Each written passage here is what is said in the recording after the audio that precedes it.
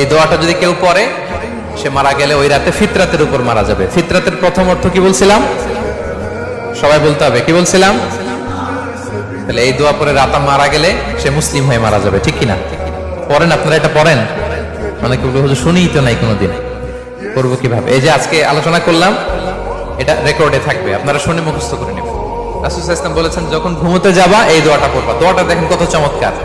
আল্লাহুম্মা ইন্নী আসলামতু ওয়াজহি ইলাইক ওয়া ফাওয়াদতু আমরি ইলাইক ওয়া আলজাতু যাহরি ইলাইক রাগবাতান ওয়া রাহবাতান ইলাইক লা মালজা ওয়া লা মানজা মিনকা ইল্লা ইলাইক আল্লাহুম্মা আমানতু বিকিতাবিকাল্লাযী আনসালতা ওয়া নাবিয়্যিকাল।